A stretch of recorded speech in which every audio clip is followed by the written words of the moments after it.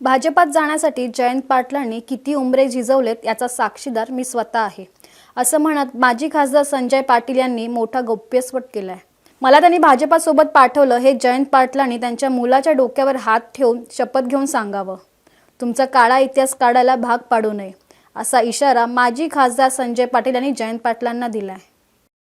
दिला पण एक दोन संजय काका असतील त्यांनी दिले, पण बाकीच्या सदस्यांनी आपल्याला पाठवलं नाही। संजय काकांचे मी विशेष आभार मानेन, कारण काल संध्याकाळी आम्ही स्ट्रॅटेजी ठरवली आणि काका पलीकडच्या गोटात आम्ही जायच्या संदर्भात काही गोष्टी झाल्या, चर्चा झाली आणि त्याप्रमाणे त्यांनी तिकडे जाऊन तिकडच्या गोटातली माहिती देऊन आम्हाला जे मौलिक सहकार्य केलं ते विशेष वाखाणण्यासारखं आहे। त्यांना तिथं कट्टरता दाखवण्यासाठी काही गोष्टी कराव्या लागल्या ज्या आमच्या अंडरस्टँडिंगच्या होत्या, पण त्यांचेही मी आभार मानतो। परवा दिवशी जिल्हा परिषद अध्यक्ष आणि उपाध्यक्षपदाच्या निवडीनंतर जयंत पाटलांना मुलाखतीमध्ये त्यांनी एक स्टेटमेंट दिलं की संजय काकांना आम्हीच तिकडं पाठवलं होतं आणि आम्हाला ते माहिती देत होते। जयंत पाटलांना माझं सांगणं आहे, मी तुम्हाला आयुष्यात कधी नेता मानलं नाही आणि मानायची वेळही येणार नाही, पण तुम्ही जे काही पोरकटपणानं केलेलं वक्तव्य आहे, या जिल्ह्यामधली माणसं राजकारण जवळून पाहतात, तुम्ही किती वेळा भाजपमध्ये येण्यासाठी उंबरे झिजवले त्याचा संजय पाटील पण एक साक्षीदार आहे। तुम्ही कुणाकुणाशी बोलता, कसं अंडरस्टँडिंगचं राजकारण खेळता, कसं आपल्या तालुक्यामध्ये तुमचं राजकारण आहे, एकाच गावातले दोन गट एकमेकाच्या विरोधात लढवायचे आणि आपली राजकीय पोळी भाजायची। या सगळ्या बाबी, या काळा इतिहास मला काढायला लावू नका।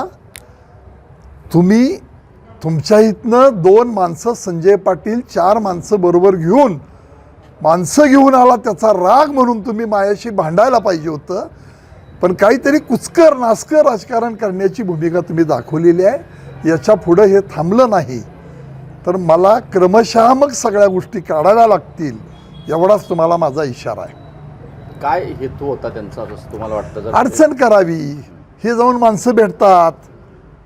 माझ्यासारखा माणूस एकाएकी पडला होता, लढलो, लोकांनी मला साथ दिली, नगरपालिका आली, पंचायत समिती आली, मेजॉरिटीनं दिली, थेट नगराध्यक्षासहित सगळी मेजॉरिटी आहे। त्यामुळे लोकांनी माझ्यावर केलेलं प्रेम आहे, लोकांनी मला दिलेली शक्ती आहे।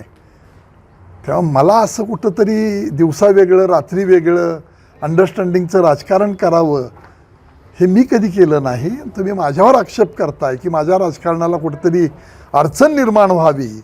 लोक शहाणे असतात, लोक ओळखतात, पण तुम्हाला त्या निमित्तानं मी हा इशारा देतोय। तुम्ही महायुतीत सक्रिय झाला म्हणून त्यांचा हा पोटसूळ आहे?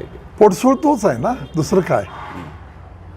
पोटसूळ हाच आहे की आपल्या ह्या पद्धतीनं आम्ही त्यांना मागणी केली होती की आम्हाला आमच्या अजितदादा गटाला, राष्ट्रवादीला तुम्ही अध्यक्षपद द्या। अजितदादांचा दुर्दैवी घटनेनं मृत्यू झाला, त्याच्यामध्ये आम्ही मागत होतो, ती खरी श्रद्धांजली ठरेल। पण आदल्या दिवशी ही प्रक्रिया झाली, आम्ही तिथनं मी उठून आलो आणि मग वहिनींचा, CM साहेबांचा हा मला फोन पण झाला, असं करू नका, आपणाला सगळी महायुती म्हणून आपण एकत्र राहायचं आहे। आणि मग मी तो अडचणीच्या काळामध्ये जो माणूस मत्तीला येतो तो मित्र असतो, म्हणून मला माहिती आहे माझ्याबरोबर दोन आले, बाकीचे अंता आले नाहीत, त्यांचं काय बोलणं झालं तो आज विषय मला घ्यायचं नाही, कुणाचंही नुकसान मला करायचं नाही, पण ज्या पद्धतीने त्यांनी वक्तव्य केलं पोरकटपणाचं ते अतिशय चुकीचं आहे। तुमचं राजकीय वर्चस्व संपवण्याचा प्रयत्न होतो? 100%। काय त्याला अडचण कशासाठी म्हणायचं? जर खरं असतं तर संजय पाटील उत्तर द्यायला आला नसता।